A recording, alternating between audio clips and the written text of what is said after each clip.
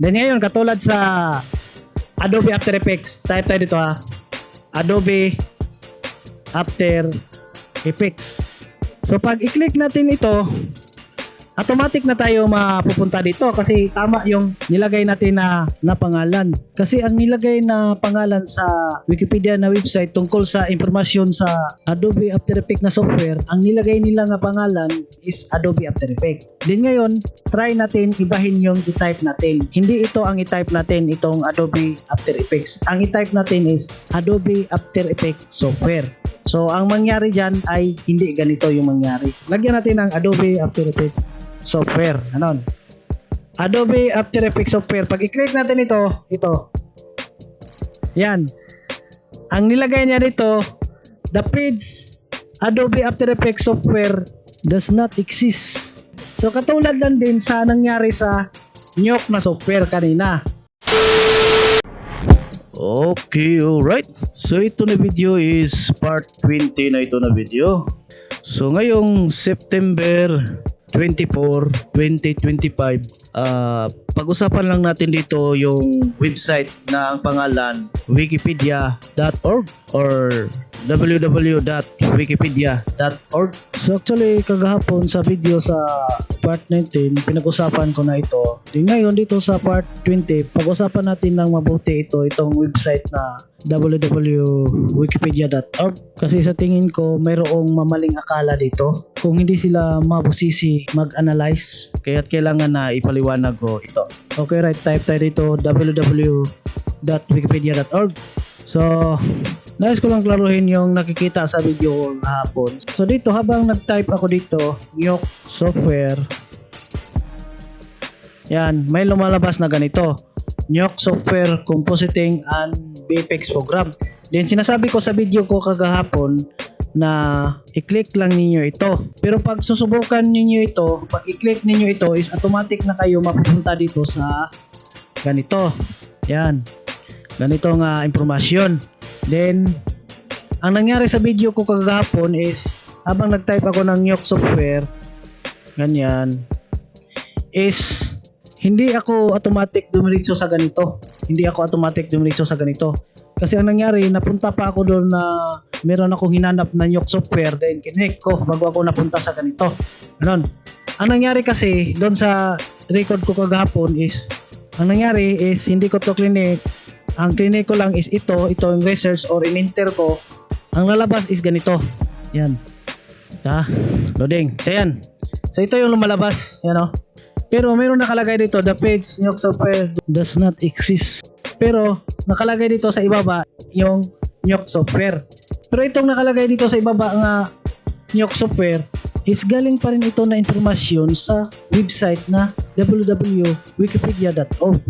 Kasi habang nagre-research tayo is doon tayo nagre-research sa website na www.wikipedia.org kasi yan yung tinype natin kanina, di ba? Kaya't anumang lalabas dito is galing pa rin ito na informasyon sa website na Wikipedia na www.wikipedia.org. Kasi imposible naman na habang mag-research tayo sa Wikipedia na website is ang ilagay na informasyon ay hindi sa kanila na website na informasyon galing. Na ang ilagay na informasyon is galing sa ibang website na informasyon, imposible naman yan. So, nandito tayo sa loob ng Wikipedia na website na research, ang tinype natin www.wikipedia.org. Kaya't anumang lalabas dito is galing talaga to sa informasyon na Wikipedia.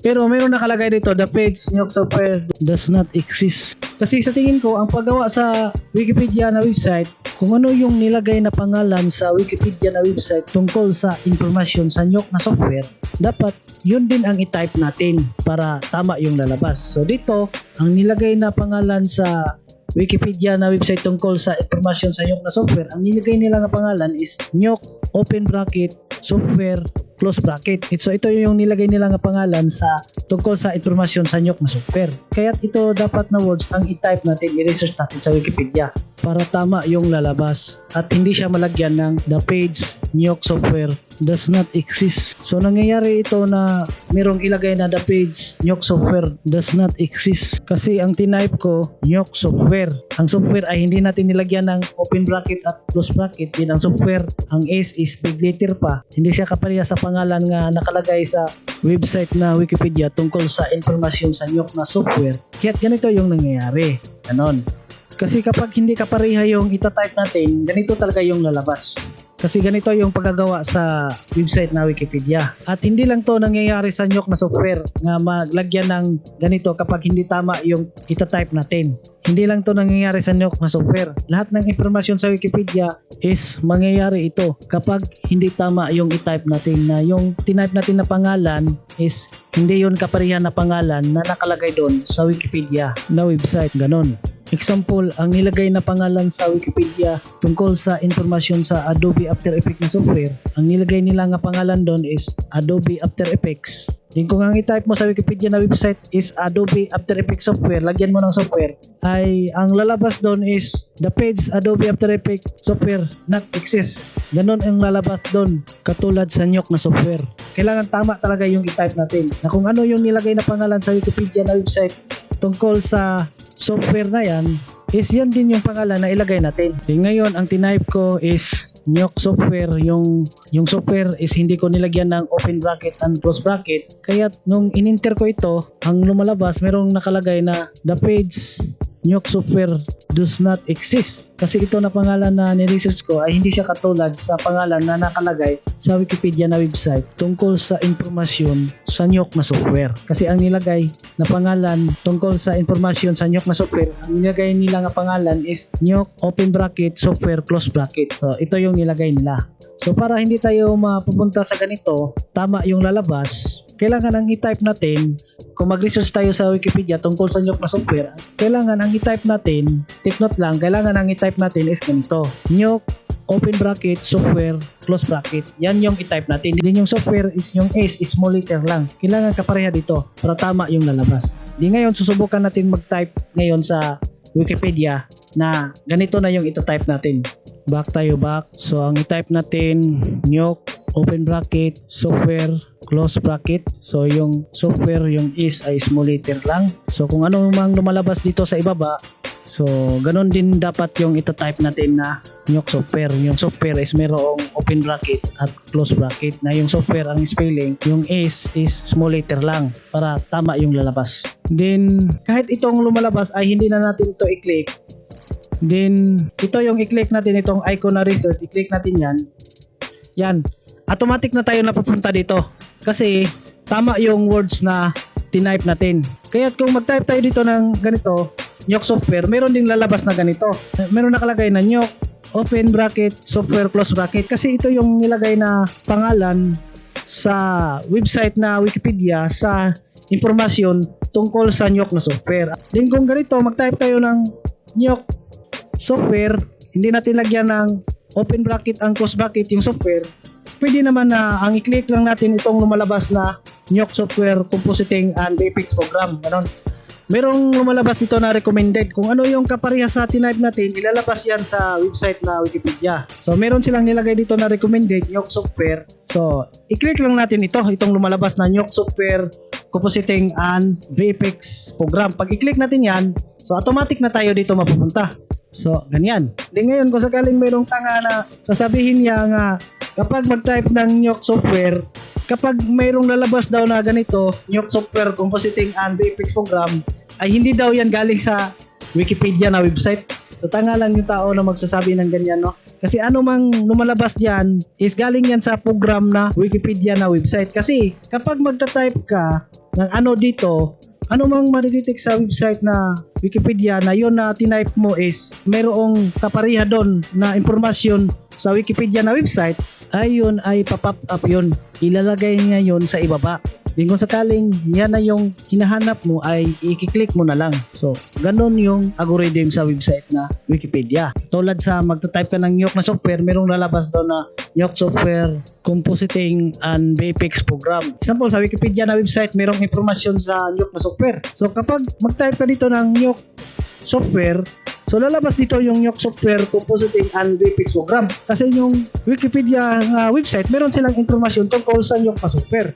So ano mang ilalabas niya dito is yan yung impormasyon na mayroon sila yung Wikipedia na website. Anon. Kasi kung try mo mag-type ng kahit ano dito, try mo Adobe So meron lang lalabas dyan na marami. Kapag mag-type ka ng Adobe dyan, ang gagawin sa website na Wikipedia, kung yung website na Wikipedia, meron silang informasyon tungkol sa Adobe, ilalabas niya dito yan. Ilalabas, pop up yan dito. Then kung sino yung nag-research, then makita niya nga merong pumap up. Then kung yung pumap up na yun is yun na yung hinahanap niya, is i-click lang niya yun para madali na lang. So ganyan yung algorithm sa websites sa Wikipedia. Then kung mag-type ako Adobe After Effects, so yan, may lumalabas dito na impormasyon tungkol sa Adobe After Effects, Digital Motion Graphics and Compositing Software. Ganon.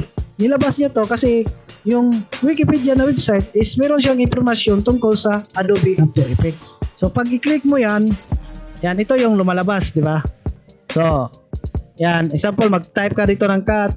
Yan, may lalabas dyan. Example, mag-type ka dito ng dog. May lalabas dyan na recommended. Example, mag-type ka dito na Udemy, yan. Yan, may lalabas dito na recommended. Example, mag-type ka dito ng Udemy software. So yan, may lalabas dito na recommended. So ang nakalagay dito ang pangalan sa Udemy, Udemy open bracket software close bracket. Pag i-click ko yan, i-click ko yan. So ito yung lumalabas. Ganun. So ang nakalagay na pangalan niya, Udemy open bracket software close bracket. Pero kapag ang i-type ko dito is Udemy software, na yung software ay hindi ko lagyan siya ng open bracket at close bracket. So yan. So yung tinype ko ay hindi talaga katulad sa pangalan na nakalagay doon sa Wikipedia tungkol sa Udemy na software. Kasi yung nakalagay na pangalan doon sa Wikipedia na website tungkol sa Udemy na software, isang nakalagay doon is Udemy open bracket software close bracket. Merong open bracket at close bracket na nilagay. Itong tinype ko is walang open bracket at close bracket yung software.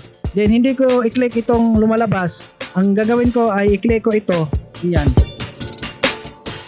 So ang makalagay dito is the page Udemy software does not exist. Kasi ang nangyari kasi doon sa website na Wikipedia tungkol sa informasyon sa Udemy na software, ang nilagay nila nga pangalan Udemy open bracket software close bracket. Nilagyan nila ng open bracket and close bracket. Kaya kung ang i-type mo lang Udemy software, hindi mo lagyan ng open bracket at close bracket yung software, hindi siya exactly nga kapareha dito sa nilagay nga pangalan sa informasyon sa Udemy na software, ay talagang ang makalagay dito, the page Udemy software does not exist. Pero kung tingnan natin sa ibaba, nakalagay dito yung Udemy software.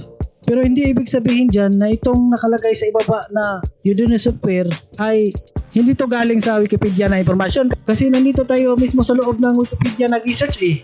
Kahit anumang lumalabas dito is galing to sa website talaga na Wikipedia. Ganun. So ang nangyari dito sa Udemy na software is ganun din yung nangyayari sa Nyok na software nung pinakita ko kanina. Then ngayon, dito sa Udemy, mali yung nilagay natin nga pangalan. So para lalabas yung impormasyon tungkol sa Udemy na software, so kailangan ito yung i-type natin, Udemy software. Yung software, lagyan natin ng open bracket at close bracket. Kasi yan yung nilagay na pangalan sa Wikipedia na website tungkol sa informasyon sa Udemy na software. So i-type natin yan. Ganito yung i-type natin. Kahit hindi na natin to i-click na natin ito. Yan, automatic na tayo mapupunta dito. Kasi tama na yung tinype natin. Ito na yung tinype natin. Ganon. Then ngayon, katulad sa Adobe After Effects, type tayo dito ha. Adobe After Effects. So pag i-click natin ito, automatic na tayo mapupunta dito kasi tama yung nilagay natin na pangalan. Kasi ang nilagay na pangalan sa Wikipedia na website tungkol sa impormasyon sa Adobe After Effects na software, ang nilagay nila nga pangalan is Adobe After Effects. Then ngayon, try natin ibahin yung i-type natin. Hindi ito ang i-type natin, itong Adobe After Effects. Ang i-type natin is Adobe After Effects software. So ang mangyari dyan ay hindi ganito yung mangyari. Lagyan natin ng Adobe After Effects software. Anon? Adobe After Effects software. Pag i-click natin ito. Yan. Ang nilagay niya dito, the page Adobe After Effects software does not exist. So katulad lang din sa nangyari sa Nyok na software kanina. Diba?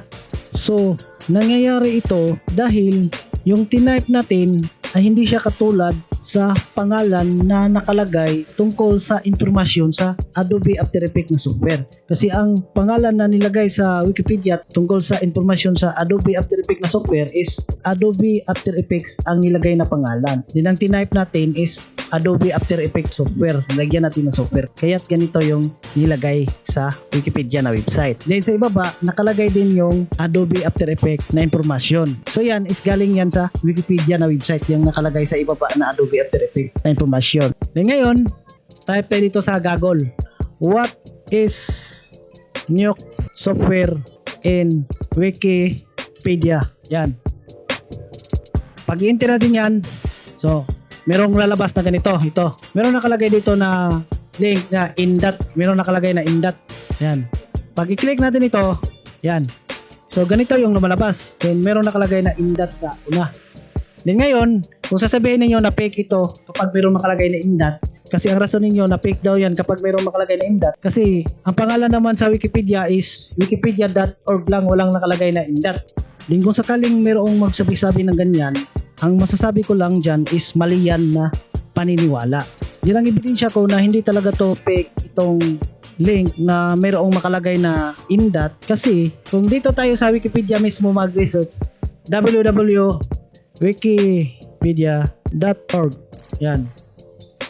Then type tayo dito Nuke software. Nuke software.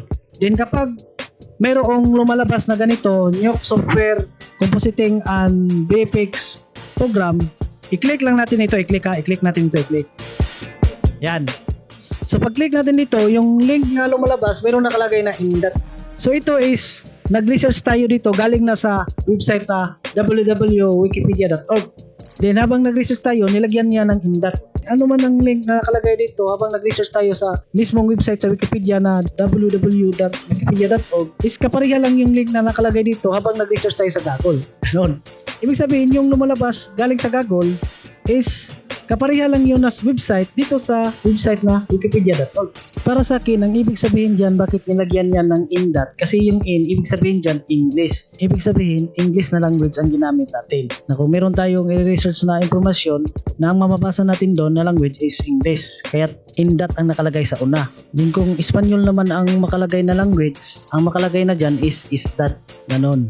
So anyway, sa next video, i-explain ko yan ng mabuti bakit mayroong makalagay na indot sa unang link.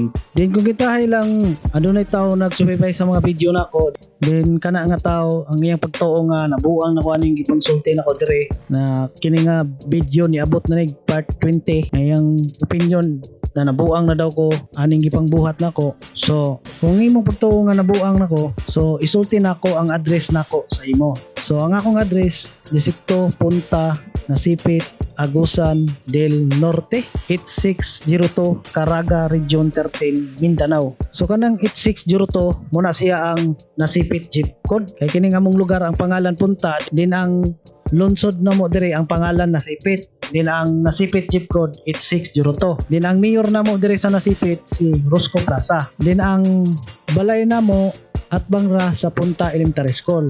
Din ang silingan namo Ila Manso o Ila Robles. Na kung maghimo ko direct video, mag voice over ko dire sa akong kwarto, sila primerte makadungog sa akong tingog kay dikit ra sila sa balay namo. Din ang akong kwarto dili soundproofing, dungog kay silingan kung mag voice over ko dire maghimo ko video. So ang silingan namo Ila Manso, dikit sa balay namo Ila Manso. So ang balay namo atbang sa Punta Elementary School. So kung imong pagtuon na nabuang nako, so kabalo na ka unsay address nako, anhi diri sa balay pagdala og ice cream. Kasi tungod na sa sobrang kainit sa panahon, ni action ako kabalaka. What? Pagdala og ice cream para mabugnawan ang akong utok kasing maulian ako. Kay kagahapon ang akong gisulti, pagdalag bahaw nga adunay una sa ginamos na 50 ka tuig na gitataguan na ginamos. Karon ang akong gisulti ice cream na food. So pagdalag ice cream. Okay. Mga bobo!